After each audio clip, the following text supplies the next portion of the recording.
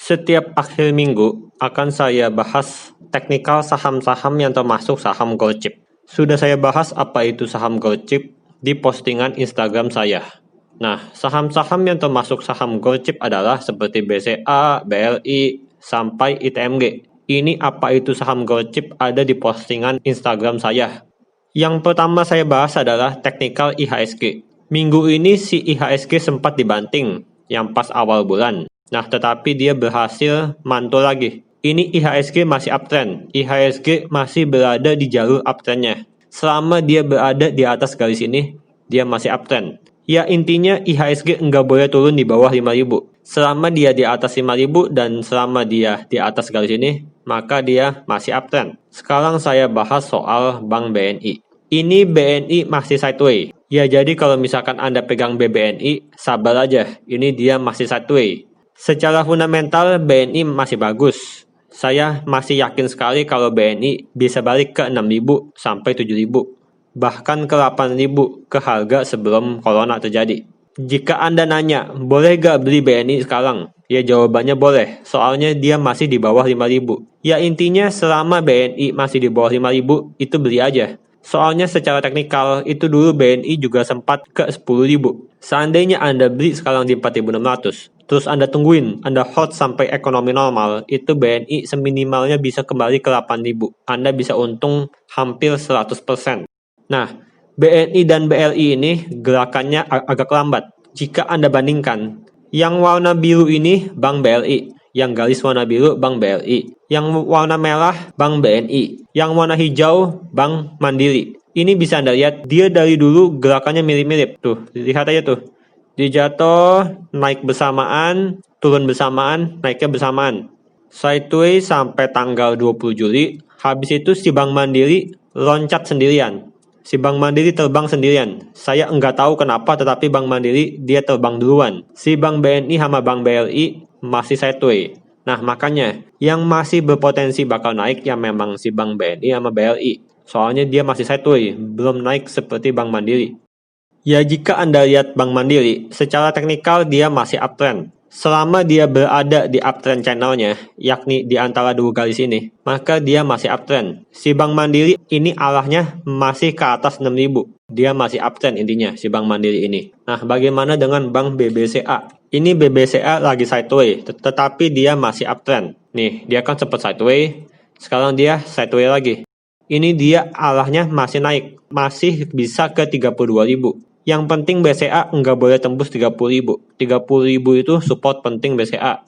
Sekarang saya bahas saham ICBP, sahamnya Indomie. Ini ICBP dia jebol garis uptrendnya pada saat Mei 2020. Ini dia sebelumnya sudah uptrend sejak tahun 2009 sampai tahun 2020. Tetapi bulan Mei dia jebol garis uptrendnya. Nah sekarang ICBP naik lagi. Ini dia mau naik ke atas garis uptrendnya. Seandainya dia sudah naik ke atas garis uptrend, ke area inilah, ke area 10.500, maka itu udah aman. Dia masuk ke dalam uptrend channelnya yang udah terjaga dari tahun 2009. Yang kemarin itu ICBP udah masuk sebenarnya ke jalur uptrend dia yang terjaga dari tahun 2009. Soalnya dia sempat ke 10.500. Tetapi selama 2 hari ini turun lagi. Ya maklum aja, soalnya dia kan udah naik tinggi 2 hari ini. Ya jadi ada turunnya dulu lah. Ya intinya ICBP masih bagus selama dia bertahan di atas 10.000. Ya jika Anda enggak mau pusing, Anda hold aja ICBP. Anda hold ICBP. Saya yakin dalam jangka panjang dia bisa naik ke 12.000. Soalnya masih sangat mungkin dia naik ke 12.000. Ini saham bagus, ini saham Indomie. Saham penguasa mie instan Indonesia, oke? Nah, bagaimana saham Unilever? Sekarang dia ini lagi sideways. Secara jangka pendek sih, dia lagi uptrend. Tuh, lihat garis birunya. Dia masih dijaga di atas garis biru ini. Seandainya dia jebol garis biru ini, yang nggak apa-apa, selama dia bertahan di atas 7.900 sampai 8.000. Si Unilever ini, dari dulu kalau dia uptrend, dia tuh kayak begini polanya. Dia naik tinggi, terus sideways, naik tinggi lagi, terus sideways. Yang penting dia enggak boleh jebol ke bawah zona sideways dia. Ya kalau Anda enggak percaya, lihat aja dari dulu nih. Si Unilever naik, terus sideways.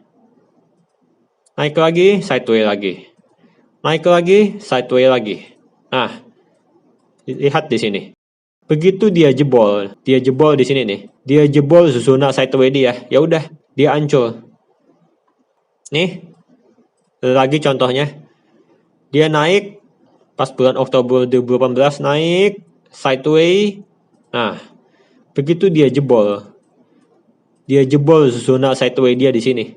Ya udah selesai. Dia uptrendnya hancur. Nah, makanya Unilever enggak boleh jebol zona sideways dia. Sehancur-hancurnya dia enggak boleh turun di bawah 7.800 deh. Begitu buat Unilever. Sama dia berada di atas 7.800, maka dia masih ada harapan buat naik ke 8.500. Ya paling Unilever mungkin kalau turun bakal begini. Turun terus mantul di 7.800 terus naik lagi ke 8.500.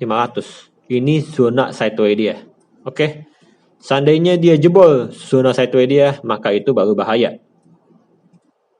Ya, begitu aja buat Unilever. Nah, bagaimana dengan saham ULTJ? Sahamnya Susu Ultra. Ini termasuk saham gold chip. Si ULTJ ini sama seperti Unilever. Dia ini kalau naiknya ekstrim. Dia bisa berhari-hari naik hijau tinggi. Habis itu dia bakal turun terus sideways. Naik lagi, sideways lagi. Nah, sekarang ULTJ lagi sideways. Ya kalau saya lihat selama dia enggak jebol di bawah zona sideways-nya, selama dia enggak menembus 1.550-an lah, atau enggak 1.500, dia masih aman. Ini ULTJ saham yang fundamentalnya sangat bagus. Ya jadi enggak apa-apa buat dibeli jangka panjang. Saya yakin ULTJ bakal naik ke 1.700. Itu buat target terdekat dia. Dia bisa naik ke 1.700. Seandainya Anda hold jangka panjang, saya yakin bisa ke 1.800 sampai 2.000. Soalnya ini saham yang benar-benar sangat bagus. Tuh, Anda lihat aja. Dia dari tahun 2017. Dia tuh uptrend. Tuh. Dia tuh uptrend tuh. Ya saya yakin suatu saat bakal dia menyentuh 2.000. Oke? Nah, sekarang saya bahas saham batubara. Ini ITMG. Ini ITMG masih uptrend. Dia masih dijaga di atas garis biru ini. Tuh, lihat tuh. Dia masih dijagain. Ini ITMG target terdekatnya ke 9.000. Ini dia udah berkali-kali gagal nembus 8.000. Ya tapi sabar aja. Dia target terdekatnya ke 9.000. Selama dia berada di atas garis biru ini, maka masih aman. Bagaimana dengan Adro? Ini Adro juga masih uptrend. Dia lagi membentuk pola ascending triangle. Tuh lihat tuh. Dia terus naik batas bawahnya. Selama dia berada di atas garis miring ini, maka dia masih aman. Ini Adro masih bisa naik ke 1.200. Saya yakin dia bisa naik ke 1.250 lah setidaknya. Ya jadi kalau Anda punya Adro, Anda hold aja, Anda sabar. Soalnya ini masih naik, masih bisa ke 1.250. Selama dia belum menembus garis biru ini. Oke, begitu aja buat Adro. Bagaimana dengan PTBA? Si PTBA masih sideways. Si PTBA supportnya ada di 2.000. Dia lagi sideways dengan resisten 2.200. Ini resisten 2.200, dia ini terbentuknya gara-gara habis bagi dividen. Sehabis dia bagi dividen, dia dibanting 2 hari. Akhirnya dia berhenti dibanting di 2.000. Setelahnya dia lagi sideways di 2.000 sampai 2.200. Seandainya Anda ingin beli PTBA sekarang, ya enggak apa-apa. Ini dia masih bisa naik ke 2.200. Lah kan lumayan kan Anda beli di 2.000, dia naik ke 2.200, untung 10%. Nah, bagaimana dengan UNTL, United Tractor? Ini saham terus-terusan naik.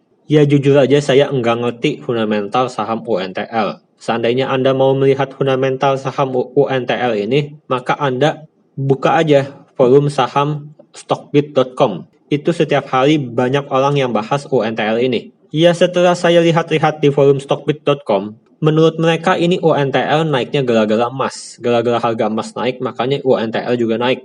Ya saya bahas secara teknikal aja. Secara teknikal UNTL udah breakout. Dia sempat downtrend dari tahun 2018 sampai ke 2020. Jika Anda tarik garis, dia ini udah breakout. Dia benar-benar breakout sewaktu bulan Agustus ini. Ini dulu dia juga sempat breakout. Nah, lihat tuh. Sewaktu tahun 2012 dia turun. Nah, akhirnya dia breakout di bulan Oktober 2016. Setelah dia breakout, dia langsung naik terus. Nah, ini UNTL saya lihat masih bisa naik. Masih mungkin ke 30.000. Soalnya ini kan dia juga udah breakout. Saya lihat secara teknikal harian, ini dia lagi tertahan di resisten 25.000. Seandainya si UNTL turun, ya enggak apa-apa. Selama dia bertahan di atas 22.500. Seandainya Anda lihat seperti UNTL ini Ini kan dia kan naik ekstrim nih. Ini dia selama 3 hari dia naik terus-terusan. Nah, mungkin Anda bingung, supportnya di mana nih?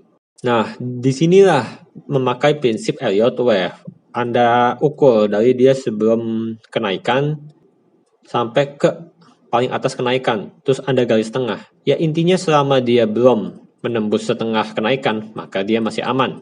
Begitu aja buat UNTL. Nah, bagaimana dengan saham Sido muncul? Apakah saham ini masih bisa naik lagi? Saya udah bahas di Telegram saya, yang kemarin-kemarin itu. Telegram Diari Kapten Saham 707. Ini Anda lihat aja, dia secara teknikal, dia setiap naik 250, dia sideway. Dulu dia tahun 2018, dia naik dari 500 ke 750. Habis itu dia sideway. 500 ditambah 250 sama dengan 750. Setelahnya dari 750, dia naik lagi ke 1000. Ini plus 250. Dia sideway lagi. Habis itu dari 1000, dia naik lagi ke 250. Sideway lagi. Nah, berarti ini, dia 1250 ditambah 250, berarti Sido bakal sideway di area 1500 sampai 1600. Soalnya udah 3 kali dia begini. Setiap dia naik 250, dia sideway, si Sido ini. Berarti secara logika, dia bakal sideway di 1500 sampai 1600. Dia akhir bulan nanti bakal ada LUPS, membahas stock split dia. Nah, biasanya saham-saham yang mau stock split itu bakal naik. Ya nanti setelah dia stock split, baru sahamnya turun, seperti Unilever. Ya saya lihat Sido masih bisa naik ke 1500 sampai 1600. Ya begitu aja buat Sido. Selain itu, jika Anda ingin melihat semua saham yang saya beli dan semua saham yang saya tradingkan, setiap hari saya update analisa teknikal harian Gold Chip secara lengkap di Jurnal Trading Kapten Saham 707. Ini diupdate harian, semua saham yang saya beli, serta saya jual, serta semua analisa teknikal saham Gold Chip. Ini ada berbagai macam Excel-nya. Di artikel ini nih, saya update setiap harinya analisa teknikal saham harian yang saya pantau. Nih, seperti Telkom saya update, si Telkom masih belum aman, soalnya dia masih berada di bawah support 3000. Kalau Anda mau aman, Anda tungguin Telkom sampai ke atas 3060. Ini Telkom masih berada di bawah jalur downtrendnya. Nah ini, si saham Ramayana, ini dia udah uptrend. Dia bakal menguji resisten 640. Seandainya dia tembus 640, maka dia bakal ke 700 sampai ke 750. Ini dia sekarang lagi turun gara-gara mall pada tutup. Orang-orang malas ke mall gara-gara si COVID kan. Nah makanya, entar kalau misalkan si ekonomi udah normal, mall udah dibuka, saya yakin si Lals bakal naik lagi. Dia bakal seminimalnya ke 750 sampai 1000. Soalnya ini Lals saham yang sangat bagus. Ya, semua analisa teknikal harian saya update-nya di artikel ini. Di artikel Jurnal Trading Kapten Saham 707. Oke? Segitu dulu videonya. Semoga bermanfaat. Jangan lupa juga follow Instagram saya, soalnya saya paling update di Instagram. Serta subscribe juga channel YouTube ini. Terima kasih.